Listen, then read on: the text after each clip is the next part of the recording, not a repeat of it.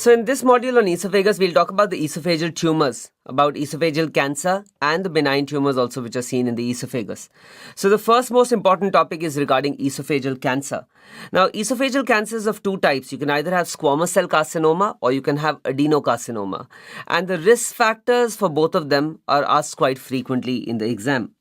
So esophageal cancer, like I told you, can be squamous cell carcinoma or it can be adenocarcinoma. Squamous cell carcinoma, you need to know, it is the most common overall. It is the most common overall and it is most common in India as well. Most common in India also is squamous cell carcinoma. And the most common site is the middle 1/3. This also has also been asked in the exam. Adenocarcinoma is more common in the developed world, in the Western world, and the location is the lower 1/3. Now, if we talk about the risk factors for squamous cell carcinoma, then smoking and alcohol are common for both squamous and adenocarcinoma.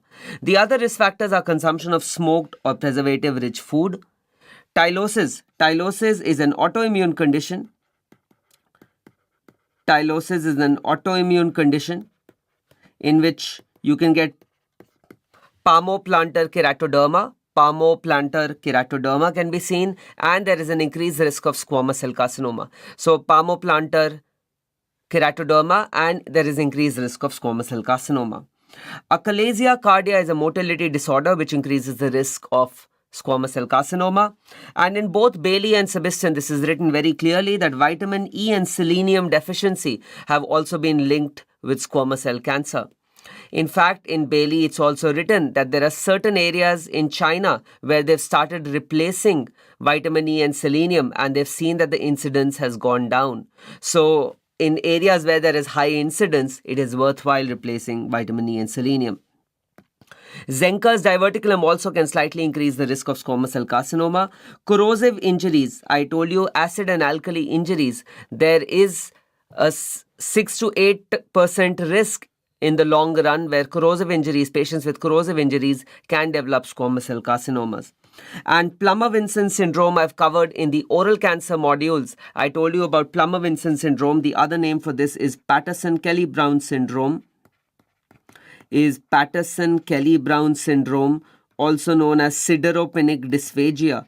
And this can also give rise to squamous cell carcinoma or increase the risk of squamous cell carcinoma of the esophagus and also increase the risk of hypopharyngeal cancer. Adenocarcinoma, on the other hand, is a rich man's disease. So it is seen more commonly in the Western world, and smoking and alcohol, I told you, are common risk factors. The other risk factors are obesity, GERD, Crest syndrome and Barrett's esophagus. Crest syndrome is a type of scleroderma which has been covered in rheumatology by Dr. Rakesh. So scleroderma, it is a type of scleroderma. And in Crest syndrome, the incidence of adenocancer is more common than squamous cell carcinoma. Barrett's esophagus I covered in the previous module. That also increases the risk of adenocarcinoma. So these are the risk factors which you need to remember. Now, how does a patient with squamous cell carcinoma or adenocarcinoma present? So the presentation is the same for both, right? The presentation is irrespective of the histology. The clinical features are that dysphagia is the most common presenting symptom. Dysphagia is both the earliest and the most common presenting symptom. So this dysphagia which you see in esophageal cancers is progressive dysphagia. So it is going to increase with time. It is progressive dysphagia and it is more to solids than to liquids. It is more to solids than to liquids. Now, if the patient does not eat, obviously what is going to happen? If there's going to be dysphagia, if the patient does not eat, there's going to be weight loss. There's going to be weight loss, right? In patients with esophageal cancer, there can be certain signs of advanced disease. What are the signs or symptoms of advanced disease? So these signs or symptoms of advanced disease are chronic cough. If the patient has chronic cough, that can represent that a malignant tracheoesophageal fistula has developed. That a malignant tracheoesophageal fistula has developed. Right?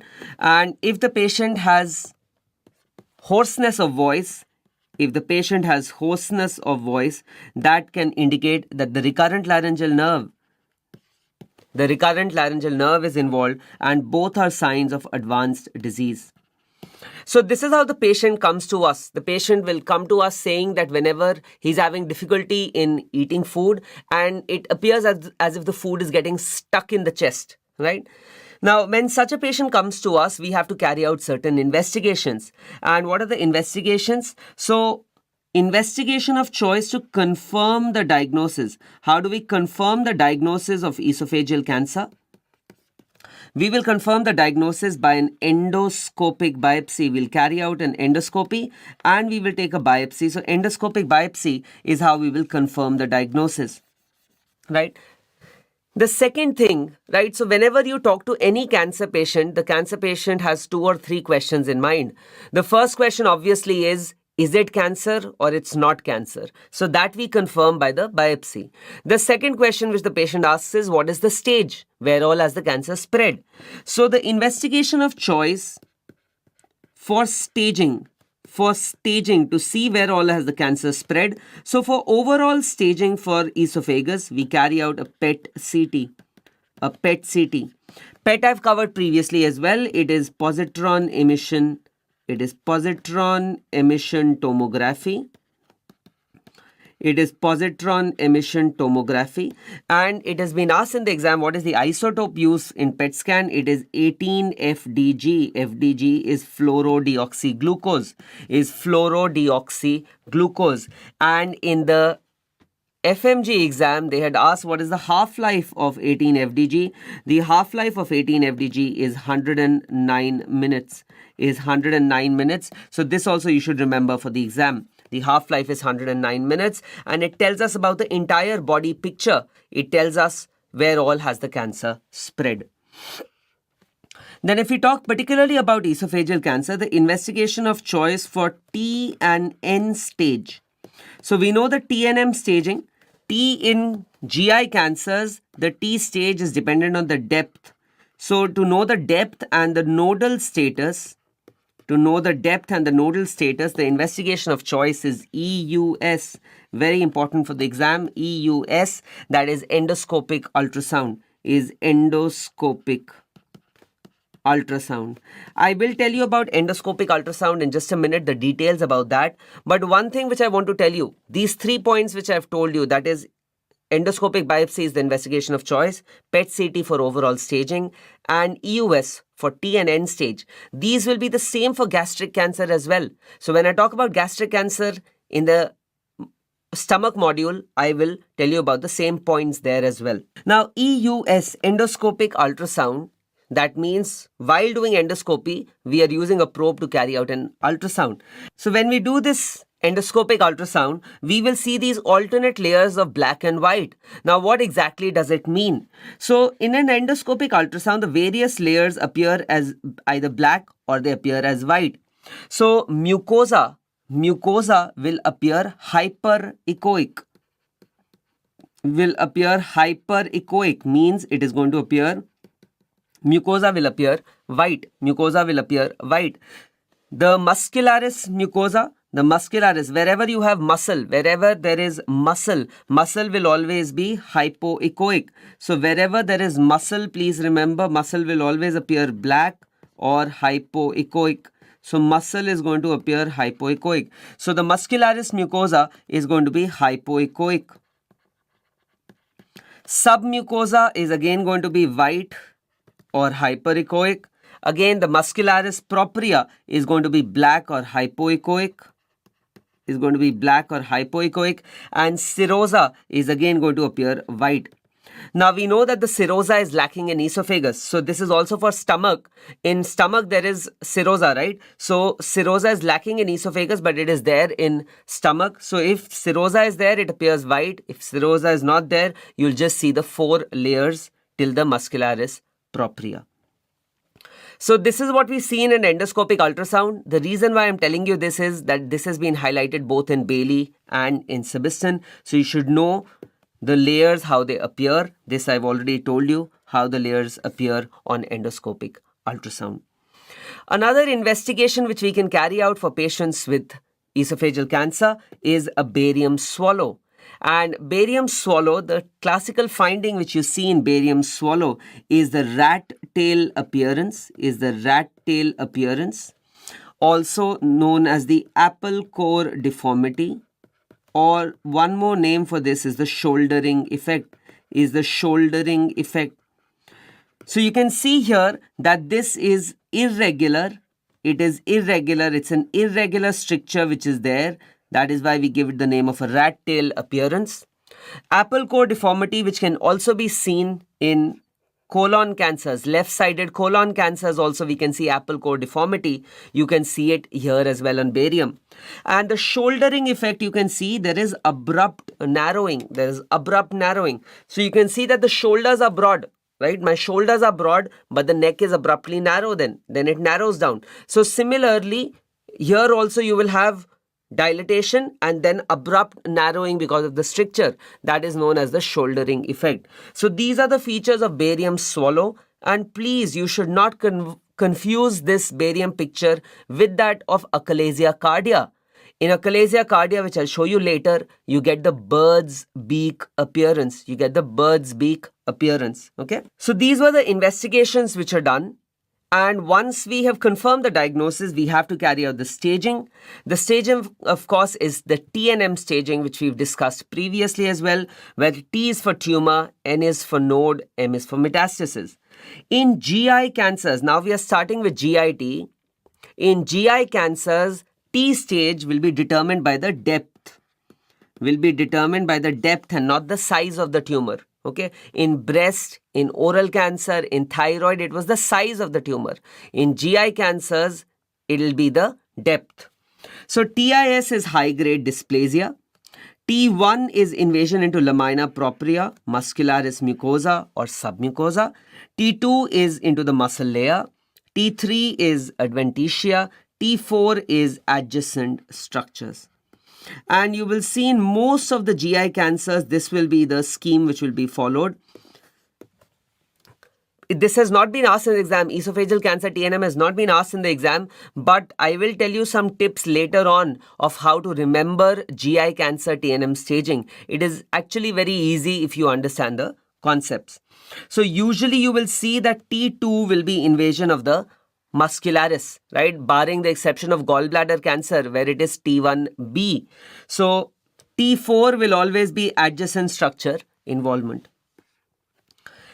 N0 is no regional lymph node metastasis. N1 is 1 to 2 lymph nodes. N2 is 3 to 6 and N3 is 7 or more. So N1 is 1 to 2, N2 is 3 to 6, N3 is 7 or more. M0 is no distant metastasis and M1 is the presence of distant metastasis. The most common site of distant metastasis from esophageal cancer is to the liver. And remember, I told you in the surgical anatomy that how does this liver metastasis go? Correct. It goes along the left gastric vein, which ultimately joins the portal circulation, and that's how the mets reach the liver.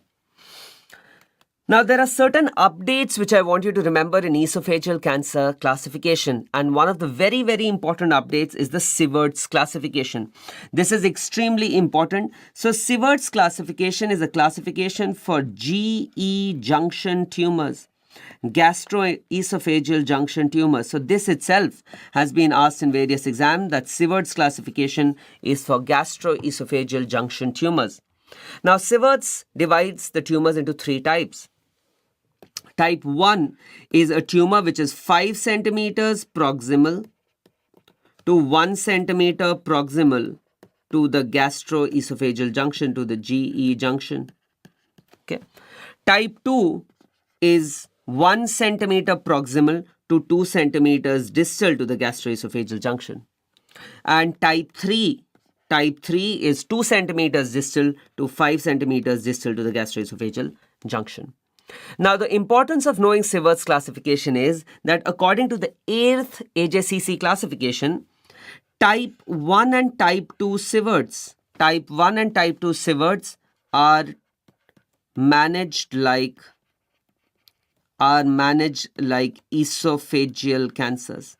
So type 1 and type 2 are managed like esophageal, whereas type 3 is managed as gastric cancer. So that is the importance of knowing the distance from the GE junction, because type 1 and type 2, the treatment principles will be similar to esophageal cancers, and in type 3, they'll be similar to gastric cancer. So this is very important for the exam. And these are the 8th HSCC updates which you should know. So T1 has been subcategorized in the 8th staging into T1A, which invades the lamina propria, and T1B, which invades the submucosa. Why have we divided this? What is the importance of knowing this? The importance is because T1A tumors can be amenable to EMR. What is EMR? EMR is endoscopic mucosal resection. So for in situ tumors and for T1A tumors, we can do endoscopic mucosal resection. Whereas T1B tumors, the ones which start involving the submucosa, you have to carry out surgery. You have to do an esophagectomy. Why? Because remember, the lymphatics are running in the submucosa. And once the submucosa will get involved, the lymphatics become involved. So we have to carry out an esophagectomy. EMR will not be sufficient.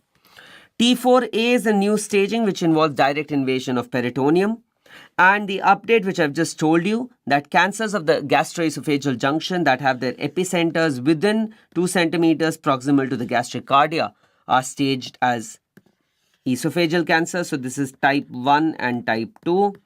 And those with epicenters more than 2 centimeters distal to the GE junction are now staged as stomach cancer. So this is Sievert's type 3. So these are the updates which I want you to remember. So we've discussed the staging of esophageal cancer. Now we move on to the management of esophageal cancer. So how do we manage esophageal cancers? Esophageal cancer management is usually a multi-modality management. It is a multi-modality management. So you have surgery. There is chemotherapy, and there is radiotherapy. So these are the treatment options which are there in esophageal cancers.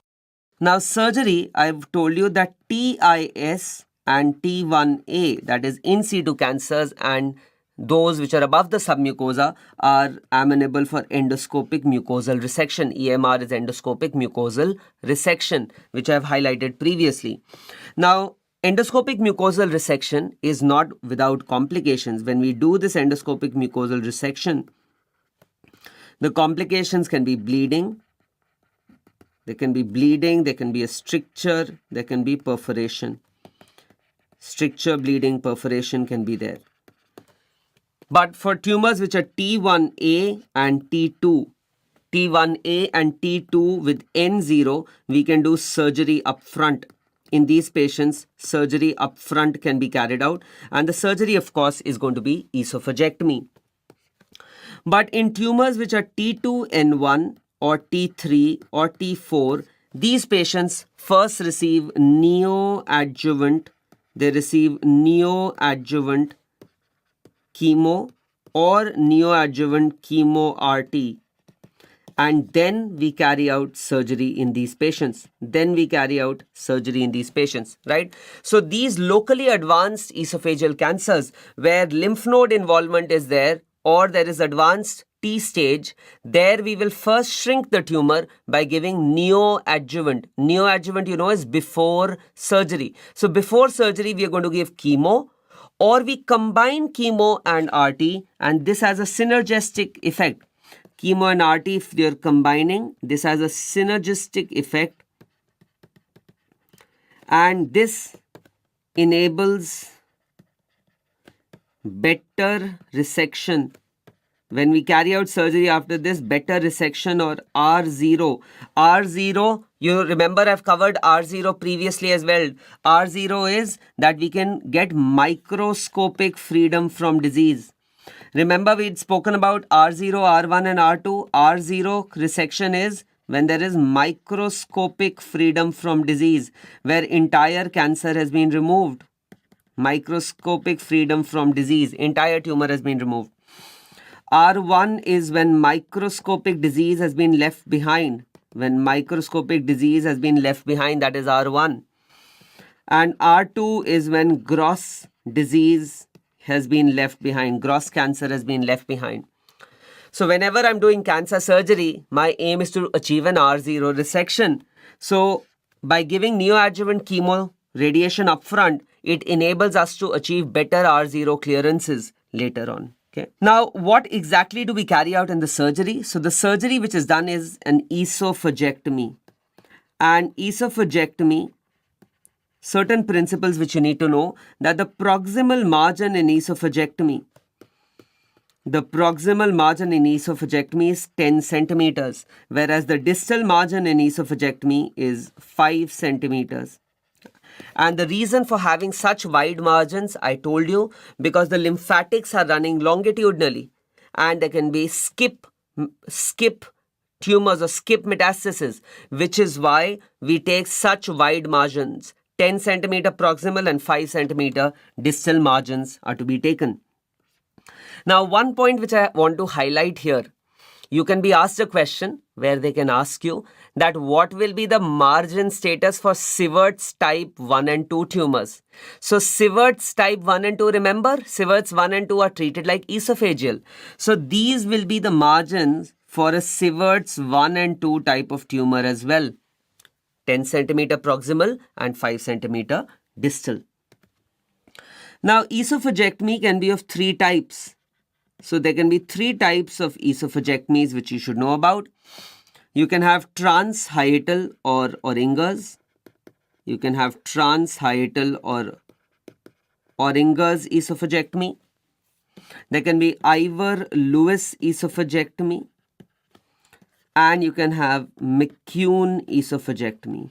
McCune esophagectomy is also known as 3-field esophagectomy.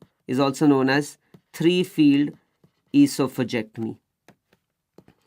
So these are the 3 types of esophagectomies, and there are certain questions which have been asked in various exams, so which I want to cover. So number 1, what is the site of tumor for which these surgeries are done? Second is, what are the number of incisions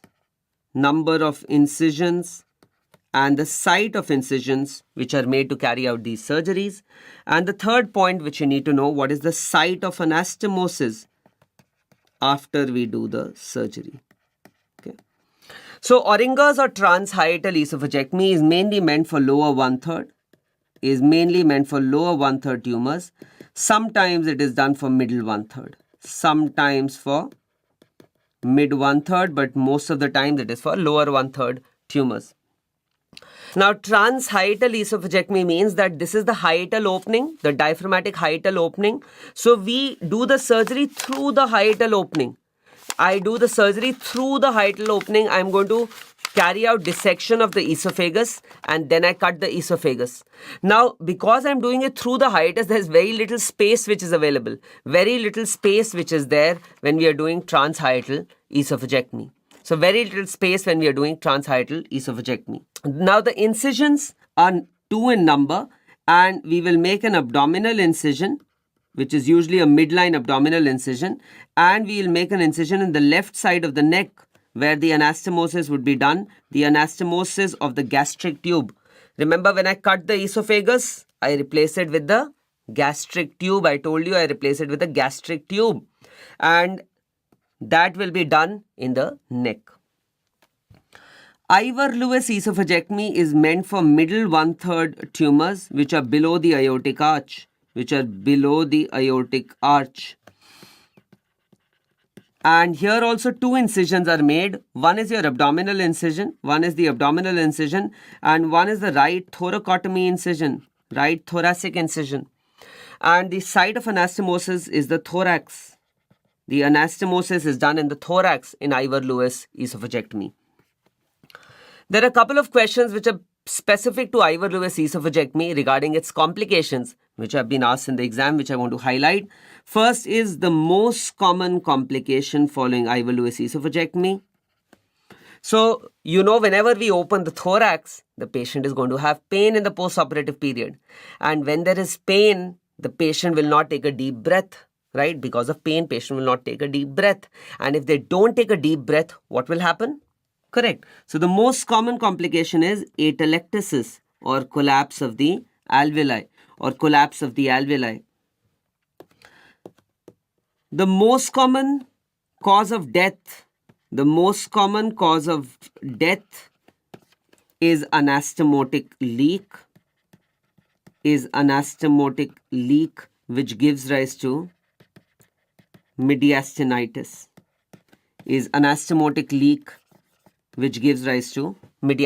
That is the most common cause of death in these patients. And finally, the most common long-term complication is a stricture. Well, strictures can occur in any of the esophageal surgeries which we are performing, in any of the esophagectomies which we are doing. So these three complications you should know, they've been asked in the exam. Now finally you have McCune or three-field esophagectomy. This is meant for mid 1/3 above the aortic arch, or upper 1/3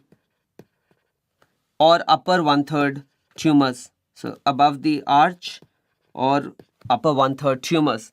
And in McCune, 3 incisions are made. One is made in the abdomen, one is made in the right thorax, and the final incision is made in the left neck. And the site of anastomosis here is the neck. Now, the advantage of McCune or three-field esophagectomy is that McCune or three-field esophagectomy is the best for lymph node clearance. It is the best for lymph node clearance because we are opening up the abdomen, we are opening up the thorax, and we are opening up the neck as well. So for lymph node clearance, this is the best esophagectomy which is there. Now, one more statement which is clearly written in Bailey and in Sebastian is that neck anastomosis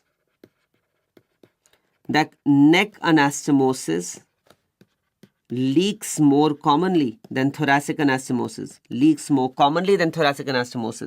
But majority are managed conservatively. Okay. Now, another peculiar complication here, and that can be asked as a clinical stem as well, is regarding chyle leak, right? Is regarding chyle leakage. So if the thoracic duct is injured, then you can have chyle leak. And how will chyle leak present? So they'll give you a clinical question that an esophageal surgery has been done, and in the drain you will see turbid or milky fluid. Is coming in the drain. And this can be suggestive of chyle. In fact, one of the ways to confirm that this is chyle is that you give the patient a fat-rich diet. Give him butter, give him a fat-rich diet. And when you give him this fat-rich or butter-rich diet, you will see that the output increases, the chyle output increases. So that is a way where you can confirm whether there is chyle leak or the chyle leak present or not present. If it's a minor leak, it usually settles down on its own. But if it's a major leak, you have to go and you have to ligate the thoracic duct so that the chyle leak can stop. So these are just 2 complications which I wanted to highlight about regarding esophagectomy. Now, we have removed the entire esophagus. When we remove the entire esophagus, we need an esophageal replacement. And the best esophageal replacement is the gastric tube. So the best esophageal replacement is a gastric tube. And I will just show you a video after this where I've demonstrated how this gastric tube is made and how we carry out the anastomosis after esophagectomy. So you need to know that this gastric tube is based on the right gastroepiploic. This is based on the right gastroepiploic, which is the main vessel for this gastric tube, and the right gastric. So this is extremely important. This has been asked in the exam, 2 questions in the last 3 years that this gastric tube, which is used for esophageal replacement, is based on the right gastroepiploic and the right gastric vessels. If stomach is not being used, then either the colon or the jejunum is used. I told you colon and jejunum is also used in those patients where after corrosive injury, the stomach is damaged and you cannot use the stomach as a gastric tube. This is a picture which I had clicked, which I wanted to share here because this is a beautiful bird called Oriental white-eye. You look at the eye, it has a whitish border, so it's called Oriental white-eye. And this Oriental white-eye was doing some kind of yoga techniques when I was clicking the picture. The neck was all upside down. And the reason why I wanted to show this picture here is because how you have to manipulate that gastric tube up a small hole into the neck. It's almost how this bird was also twisting and turning its neck. Right, so I've told you about esophagectomies. I've told you about esophageal replacements. Now, I told you that esophageal cancer management is a multimodality treatment. So we also have to do chemotherapy and radiotherapy. So chemotherapy in these patients is 5-fluorouracil, cisplatin, and taxane. Taxanes are paclitaxel based treatment. And radiotherapy is also given in these patients. And there are various trials which have said that chemotherapy, chemo and RT improve the survival, right? They improve the survival. In fact, there is a trial known as MAGIC trial, which was done for esophageal cancers, which also highlighted the role of neoadjuvant chemotherapy. MAGIC trial highlighted the role of neoadjuvant chemotherapy in these patients. We're giving neoadjuvant chemotherapy, and I've told you the indications. If it's a T2N1, T3, T4, nodal disease is present, there it enables better surgery where you downstage the tumor. Now, once you've treated a patient with esophageal cancer, the follow-up of these patients, the follow-up is every 3 to 6 months is how we do the follow-up. And in the follow-up modalities, we carry out a clinical examination. Endoscopies are done and CECT is done to see whether recurrence is occurring or not occurring. Now, 2 questions which are very important. The most important prognostic factor in esophageal cancer is the T stage. Is the T stage or the depth of invasion? Is the T stage or the depth of invasion? That is the most important prognostic factor when it comes to esophageal cancer. It will be the same in gastric cancer as well. And the other question is, remember I told you about a malignant tracheoesophageal fistula. A malignant tracheoesophageal fistula. That means an advanced cancer where the esophageal cancer grows into the trachea. So this is the esophagus, and this is the cancer which has now grown into the trachea. So it has formed a malignant tracheoesophageal fistula. And these patients will complain of chronic cough because all the secretions, all the food from the esophagus is going into the trachea. And they can also develop pneumonia, right? They can develop infections. Now, this is an advanced disease, and in such advanced patients, only palliative treatment can be done. Palliative management, is symptomatic treatment, which can improve the quality of life. So they have asked that what is the best management for a malignant tracheoesophageal fistula? So the best management for a malignant tracheoesophageal fistula is to put in a SEMS. And what is SEMS? SEMS is a self-expanding metallic stent. It is a self-expanding metallic stent which we put in the esophagus. So you can see here, the self-expanding metallic stent is put endoscopically into the esophagus so that the patient can eat and food does not go into the trachea. So this is the SEMS. You can see this is the SEMS which has been put in. Now the complications of SEMS, there can be migration of the stent, and this has been asked many times that this is the most common complication of SEMS, that the stent can migrate. migration of the stent is the most common complication. Other complications are bleeding and obstruction. There can be tumor ingrowth into the stent, right? The tumor can grow into the stent, so there can be obstruction of the stent. And if there is tumor ingrowth into the stent, then lasers can be used to remove that tumor and again ensure patency of that stent.